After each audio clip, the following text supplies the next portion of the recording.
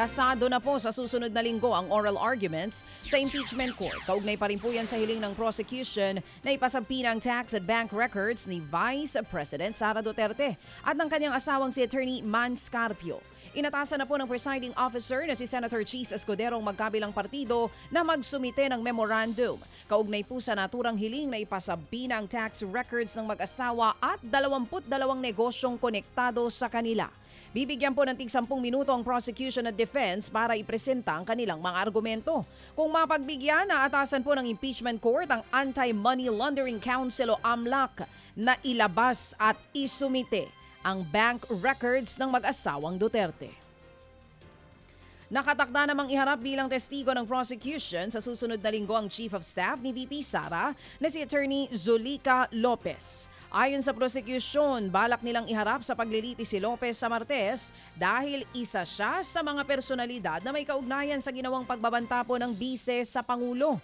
Nangyari po yan sa isang online briefing o Zoom conference ni VP Sara Duterte matapos pong maidetain si Lopez sa Kamara noong November 2024.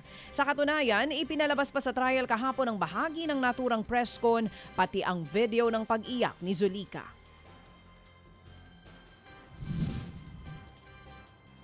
Alalahanin ho natin noong November 23, 2024 kung saan ho ginawa ang pagbabanta ng Vice Presidente sa buhay ng Presidente, First Lady at former Speaker of the House. No? Nung nangyari ho ito, nandun ho si Attorney Zulica. No?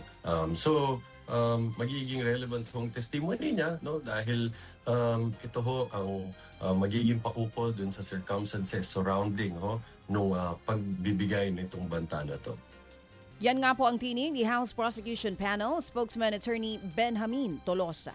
Samantala, tiniyak po ng impeachment court na hindi maaantala ang paglilitis nito sa kabila po ng petisyon na inihain ng grupo ni Attorney Israelito Torion sa Korte Suprema.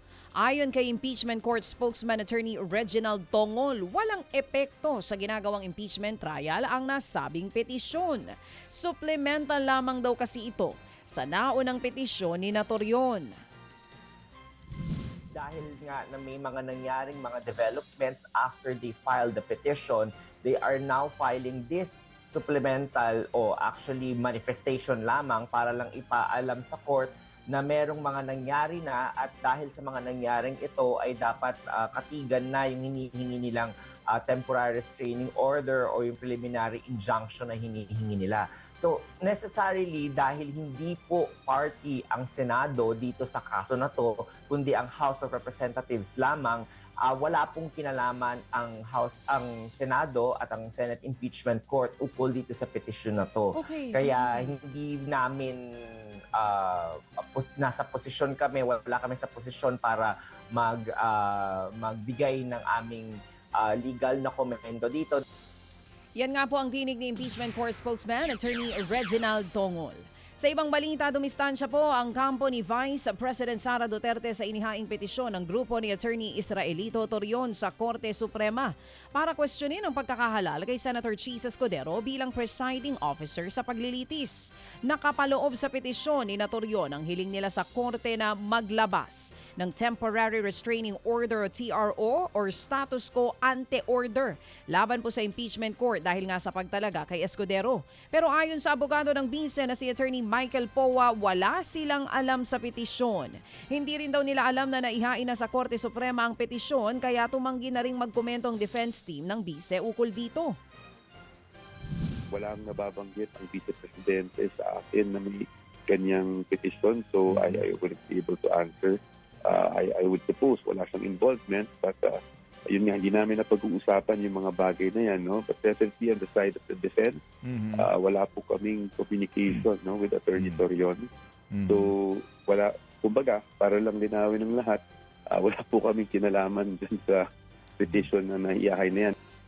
Yan nga po ang tinig ni Attorney Michael Powa, isa po sa mga abogado ni VP Sara Duterte. Mga kapatid, patuloy po kayong tumutok sa 105.9 True FM para sa totoong balita, impormasyon, music and entertainment. Mag-subscribe sa aming YouTube channel at podcast at sundan nyo kami sa Facebook, Instagram, X at TikTok sa True Network PH. Bisitahin din po ang aming official website, truefm.ph.